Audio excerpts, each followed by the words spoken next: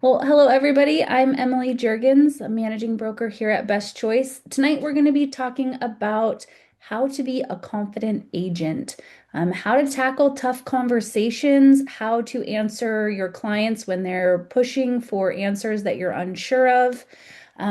Just kind of having those conversations and feeling good and confident about them and knowing what to say and also what not to say. Um, so thank you all for joining us tonight. Go ahead, Tara. Next slide, please. Um, so the first thing I want to start out with is a story. We encountered this kind of situation. One of our agents had a listing for $1.6 million. They offered $800 in compensation. They gave up about $35,000 of commission because they were unsure of how to have the conversations that are difficult. With that, you're setting the tone for basically how you run your business.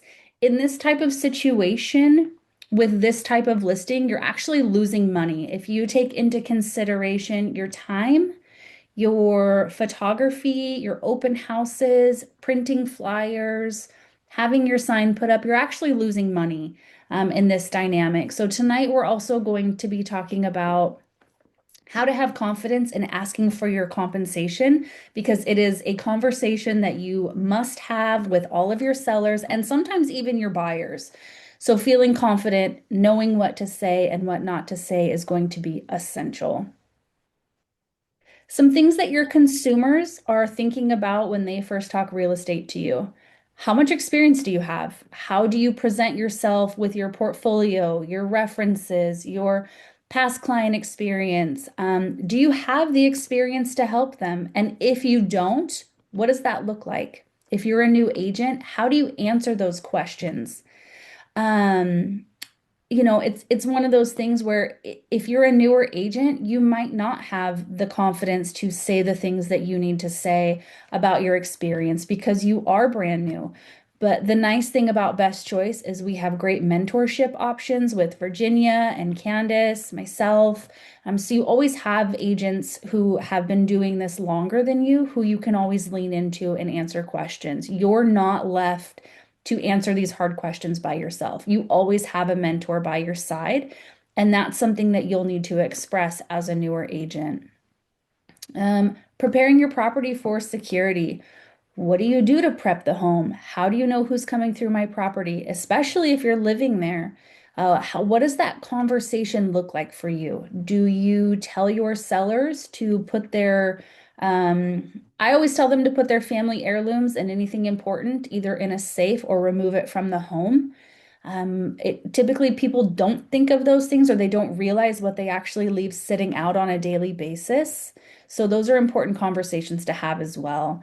Talking about the lockbox of how it tracks everybody who comes in and out, open houses, having people log in, or having somebody do the open house with you.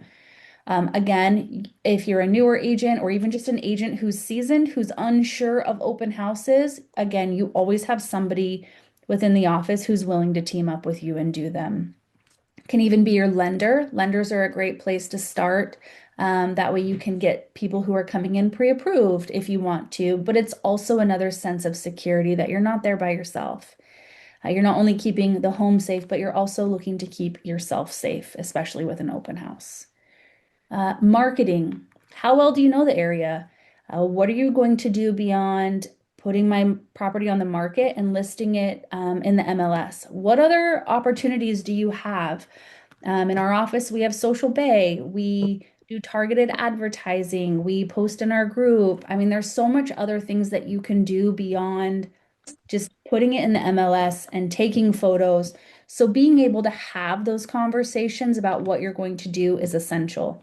Maybe you bring postcards that you send out to the neighborhood.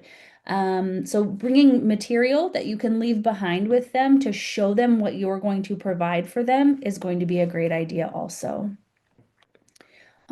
Communication. Do you have time to devote to me as your client? How will you communicate showings, market updates, and then how do you get that feedback from me to me? So being able to say, this is the time I devote. Some agents are very strict and they don't answer their phones during certain hours. And that's okay. That's completely fine. But making sure you have the time to devote to your buyers and sellers. We're kind of coming into this market where we're seeing multiple offer situations. So being able to devote time to your clients and expressing that to them is going to be essential as well. Giving them feedback, whether they like it or not. We don't always love the feedback we get from other agents and buyers or sellers, but being able to have those hard conversations and telling them the truth is going to give them realistic expectations of what the market is doing. Any questions on that at all from anybody? You guys can put your questions in the chat if you want. You don't have to ask them. You can just plug them in there. Candace, Virginia, or Tara will read them, and you can stay anonymous as well. Flip the script. Okay. A lot of people think I need confidence to take actions. Confidence actually comes from taking the action. So kind of take a minute, ask yourself, what would you do today if you were already confident? Would you call the client that you've been putting off? Would you post the funny real estate reel? Would you put yourself in a listing video? I know a lot of us, we see what other agents are doing and I wish I could do that. I just don't feel confident. Just do it. Just take the video, post it. Don't think twice about it. Delete it from your phone. Don't even go back and watch it. Just put it out there. And as you do things more, you become more confident. I remember it used to take me an hour to write an offer, and now it takes me, 20 minutes. So again, doing things consistently is going to build confidence. It's going to become like second nature to you, and you're going to build the momentum to be able to keep going. So, I challenge you this week to pick one thing that makes you uncomfortable, that you're not confident in, and just do it. And I would love to see it, so feel free to send it to me. And yeah, I think it would be really good for everybody to try. Go ahead, Tara. Scrapping uncertainty and building a plan. Your new affirmation, if I do this, I win. Build a daily, weekly, monthly agenda. Try to have 10 conversations a day, I'm trying to get out of the sun here. 5 follow-ups, one new connection, and one new social post. If this looks like too much to you, that's okay. Break it down. Maybe you do 5 conversations a day and 2 follow-ups, and you try to do one connection a week and a social post a week.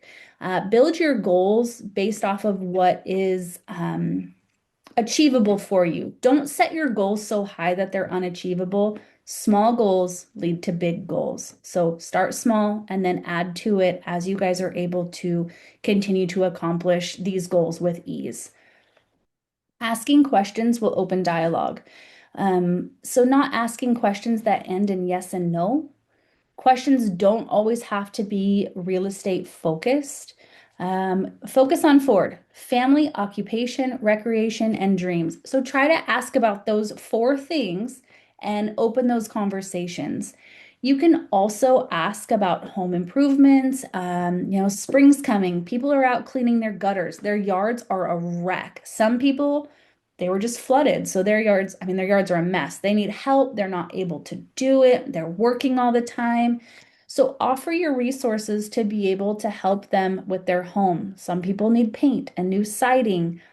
Great time to reach out to them and offer your resources, not just as a buyer's agent or a seller's agent.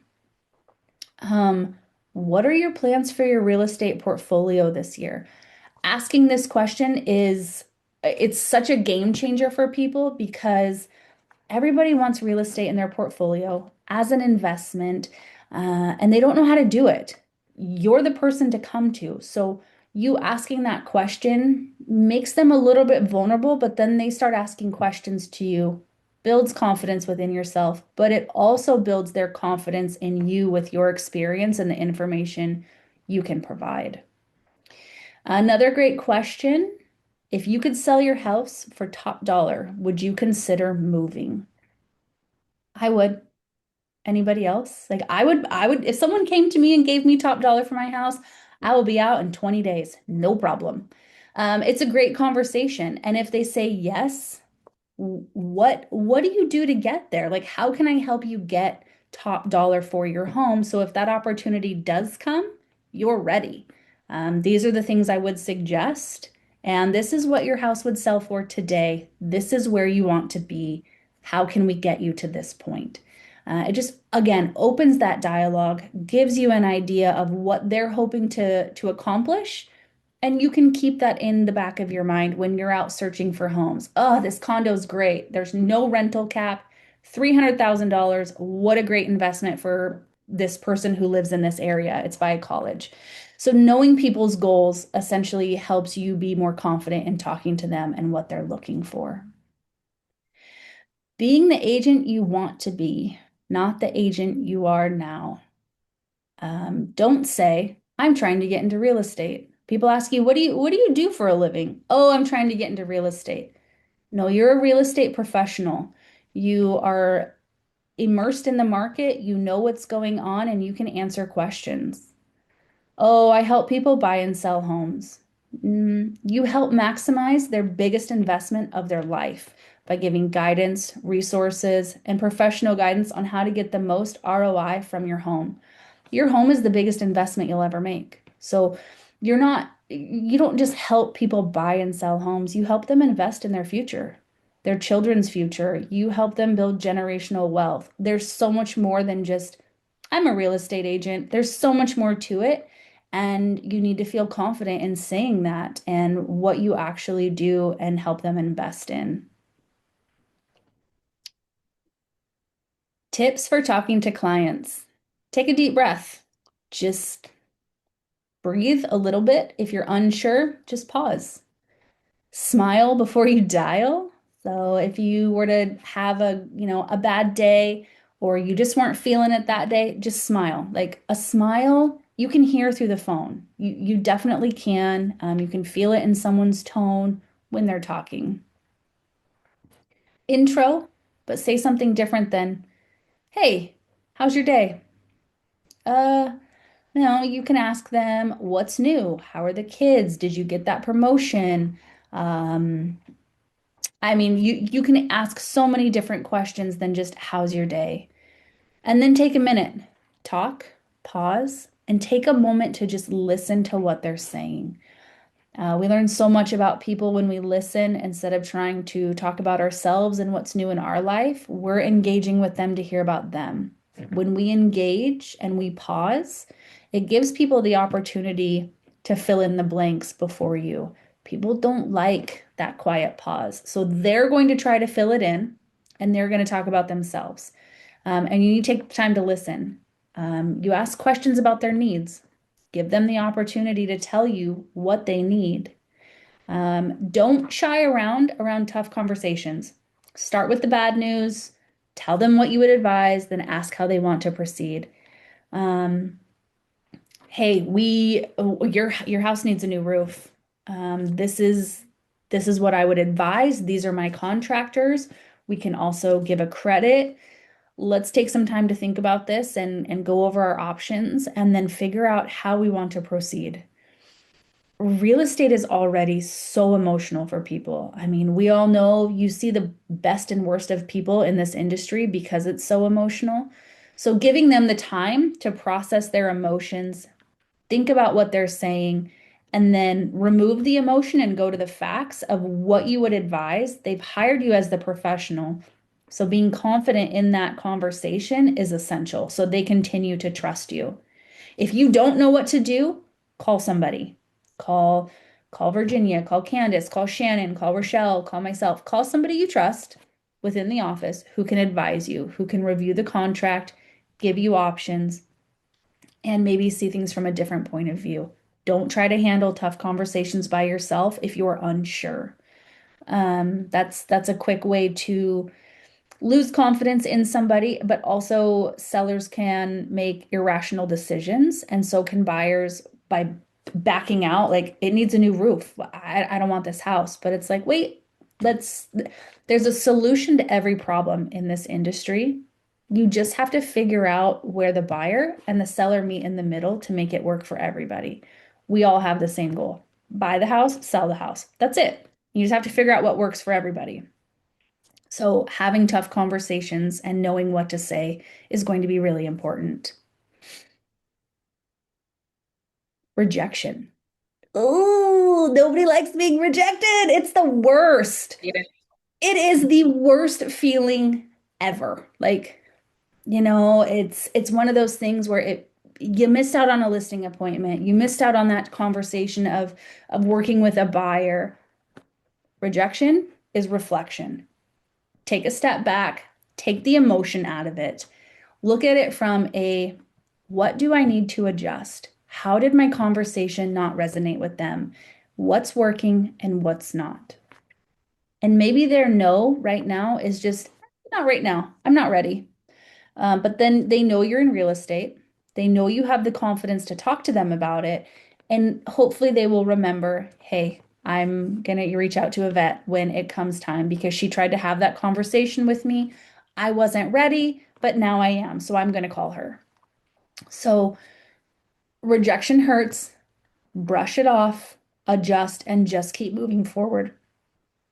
Don't let it snowball your whole day and just ruin it. Just move forward. Okay, sounds good. Just move forward, come back, check in a few months.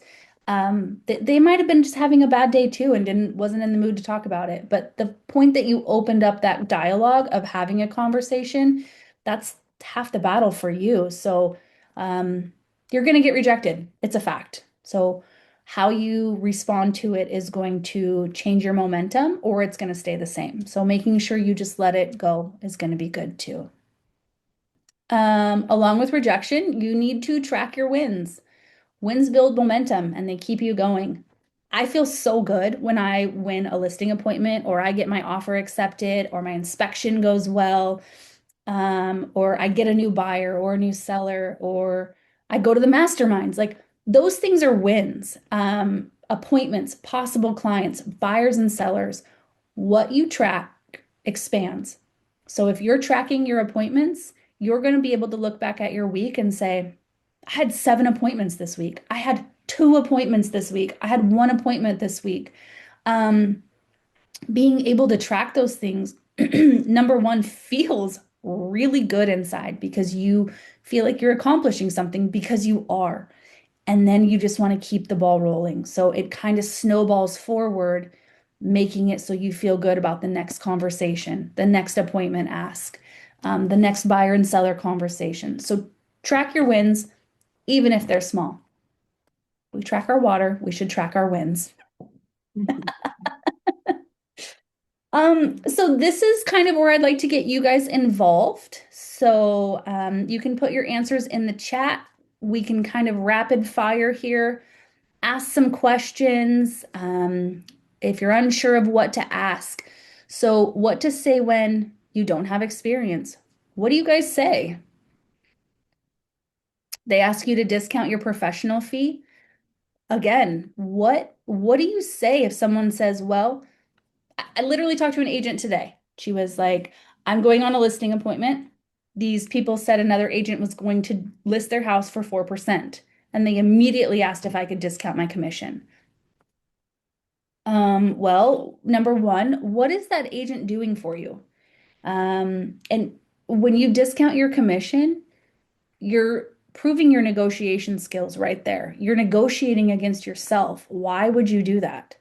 Um, when you don't have experience, you've got the mentor. So you've got so many agents within the office that want to support you and see you succeed, and be able to help you have those hard conversations. But I know all of us in this room have been asked to discount our commission. How do you answer that? And I'm genuinely asking you. So put it in the chat, take yourself off mute. Like I would love to hear how agents are answering that question. Um, when they want to overprice their home. I just lost a listing appointment because the lady wanted to list her house for 675 and it comped out at 615. And I wouldn't overlist, I wouldn't put my name on a price that was that high over list price. And how do you have those conversations with them? And then you don't know how to answer their question. Do you say, I don't know? Do you say, let me get back to you? How are you guys answering those questions? Put them in the chat. We'd love to hear it so we can answer these questions for you guys. Um, I don't see anything in there yet. Does anybody want to unmute, answer some of these questions? So I think Emily, I think it's important. I think we all would like to think that we would never discount or we wouldn't have that conversation. And for me, when people ask me if I discount my rate, I say absolutely. What part of what I'm doing for you do you not want me to do? Mhm. Good. I think that's great. You start taking away what you do and the value of it, and then they start realizing that you're actually worth the 3% because they're not getting a full service agent when you start discounting yourself. Another thing I'm doing a lot now, Emily, and this might be helpful for a lot of people, especially as we're in this time, is that I am starting my conversation after looking at the house. I started out with the net sheet. If you start out with the net sheet and you ask the question, is this kind of what you were hoping to get at the end of this transaction? You're less likely to actually have to discuss your rate. Agreed.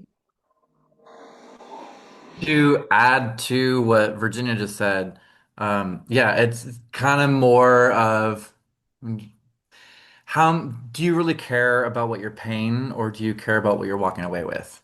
Mhm.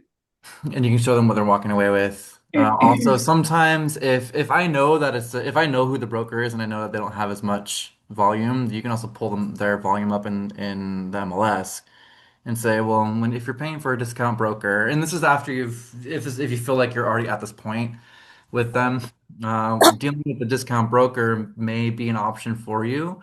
However, when you're hiring a discount broker, you're not getting all of the services that we are providing. In our office does close about every day, something, and we're able to do A, B, and C for you. For me, it might be if it's depending on what I'm getting for my commission. If I've already done the math and I know that I'm covering staging and I know that I'm covering the pre-inspection and I know that I'm covering the cleaning and I know that I'm doing all that for them, Hmm. that right there is a value prop to say, hey, because I work with these folks and they always get paid 100% of the time, they give me a heavy discount, which my resources are your resources, which I get that from Candace. My resources are your resources, and so you're actually saving money and netting more money as well Hmm. by still paying my commission. It really just comes down to person by person. Yeah. I wouldn't probably say all of that in one setting, but No, I would say sometimes, Stephen, and I agree with you to a lot of respect, but for me, I think less said is better sometimes, and asking questions specifically and taking them back to their why. Instead of having to defend everything, tell me more about what's the most important thing to you at the end of this transaction. What would it look like? And put them back to like why they called you in the first place. So and start focusing. I think we get so caught up in, for example, in what our compensation is and worrying about whether or not we're going to get paid it that we sometimes talk ourselves out of it or sometimes over talk. And not saying you did that, Stephen. I'm just saying. oh, I definitely did do that. I definitely did do that on this phone call. I agree with Virginia, though. You don't want to overtalk, and it's something that I do work on. But those are some examples that I was going through a few different real life experiences that I found worked, and it was just like one of those things in the moment. Another one of those things in the moment. I kind of just blasted all of that here. Um, Right. yeah, but what Virginia said is right. I totally agree with her. Yeah. Lynette stated that when the seller suggests another broker will list for less, that she has said something to the effect of, if they aren't able to negotiate well for themselves, how well do you think they will negotiate for you? So bringing that back a little bit to what Emily said, it's like, gosh, they can't negotiate for themselves. Are they going to be able to do the job when it's time to determine on the offers that you're receiving and negotiate for you when it's time to sell the house? Yeah. Great Definitely. question. Good one. Um, Let's see here. Is that Amy? Let me see here. mhm. You got Let's it? see here. Amy said, great question. And I totally understand wanting to maximize your net. My job is to actually do the opposite of discounting. It's to help you walk away with more money in your pocket, not less. The way I do that is through pricing, strategy, marketing, exposure, and negotiation, not just putting a sign in the yard. Most of my clients find that what I bring to the table more than covers my fee and then some. If you're open, I'd love to show you exactly how I can do that so you can decide if it makes sense and if we're a good fit. Love it. Love it. Thank you, Yeah. Amy, for sharing. So making sure you guys have a really good marketing plan, and again, bringing materials to the table, whether that's postcards that you've sent out, a printout of your social media, anything like that that you guys can print out. I know some people are doing more, some people are doing less. You can even show a video on your phone, on your Instagram or Facebook of how you market on social media. People love to see that. Just bringing materials, something to leave them with that's tangible that they can look back on and be like, gosh, this agent, they look at what they handed me. I can't wait to see these postcards go out to my neighbors too. So having something that they can physically keep is great. What do you guys say when you don't have experience? I mean, we have new agents in our office, some that are brand new, some agents who are seasoned, who are still just, doing just a few transactions a year because they work full-time jobs or anything like that. So what do you guys say when you don't have the experience and they ask you, what is Sell the your experience? office. My partners and I have sold over hundreds of homes over the last several years. And that's what you're getting with me is you're getting a whole team of people that can do this job. Great. Yep, sell the office. Our office Yeah. closes homes just about every day. Well, True. It's true. Yeah. It's a great answer. What about when they want to overprice their home? Everybody, they're so emotionally attached to their home, and everybody thinks their home is worth so much more than it really is. Tell me what you guys are saying. How do you have those conversations and tell someone your home is actually worth $75,000 less than you want to list it for? What are you saying?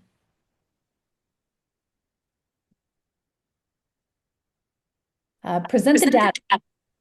Oh, So for us, I think we're seeing a lot is that not only like, okay, so we go through like our strategy and then we talk about the fact that if you list the house above ask, it's going to sit on the market longer and sell for less. And we back that up with the market data. awesome. Yeah, that's exactly what you need is I understand you want to list your home for this price. This is why we're here. And that goes for people who want to underprice their home too. Some people they don't realize what their home is actually worth. And so when you can come in and present something that's more than what they want, that's fantastic. You're the hero at the end of the day. But 9 times out of 10, people are overpricing their home and being able to have the comps, present the data. And it's not just the comp data, it's how long homes are sitting on the market that are overpriced. How many price drops have you had? This is how much you're missing out on by overpricing your home. So being able to have those conversations is tough, but when you have a good support system and agents who are supporting you, it makes it a lot easier. I Ooh, like Amy's comment. Amy, that's That's a good one, good. right? Yeah. I Yeah. don't want your home to become the one buyers use to justify buying something else. Love it. Love it. I haven't used that one. I I think it's great. That's a I great think so answer. too. I really like it. Um, because I mean, if we're looking at multiple houses with people, you always have that one. Well, that one's overpriced, and this one offers almost the same thing, and it's priced appropriately. We'll just buy that one and not overpay. So again, you're just adding days to market, um, which is great answer, Amy. What are you guys saying when you don't know the answer to their question? This is probably more towards newer agents who are unsure of those conversations or agents that, again, aren't feeling confident in having the hard conversations. So, what are you guys saying when you don't know the answer to their question? you know, I would do you a disservice if I pretended to know the answer to that, but I can get you an answer to that real soon. Okay. What if I'm rapid firing questions to you and you don't know the answer to any of them? What are you going to say? Are you asking me or just Yeah, I'm Steven? Oh, asking. gotcha. I was What are trying you to going like to not. say? I was No, trying not to no, like it's yap yap good. yap It's yap yap. good. Uh, you have a lot of good questions today, and I'm learning that there are some things that I've got to figure out, but I will be able to figure them out real soon because that's kind of what we do. We just figure things out as we go. Okay. It kind of depends on the context. Right. A lot of times I will tell clients, hey, let's sit down, let's make a list of all of your questions. Or as I'm leaving, I know you have a lot to absorb. Why don't you write down your questions and shoot them over to me via email, and then I can just answer them all for you. That way, you're not presenting yourself as not having all the answers, not having multiple answers because they lose confidence in you by you not having the answers. And then you can research, do the things you need to do, and then you come back having the answers. And they never even knew you didn't know them because you figured them out. But it takes the pressure off of you of having to have those rapid fire answers of this, and this is Yeah. let me take all this information, absorb it, and let me bring it back to you. And Is that's a great way to do it. A lot of time, most of the time when I'm getting asked a lot of questions would be in the middle of a presentation. Mhm. And I'm also ADHD, so I'm always cutting people off. And well, what about this? What about that? What about that? What about this? Yeah. And a lot of kids do that too when they're asking a bunch of questions in like large classes. Hmm. And it's like, oh, hold on, we're just gonna get to the questions at the end. I'm probably gonna answer most of them, Yep. depending on who the person is. But I really like what you also suggested too. I'm gonna just note take that.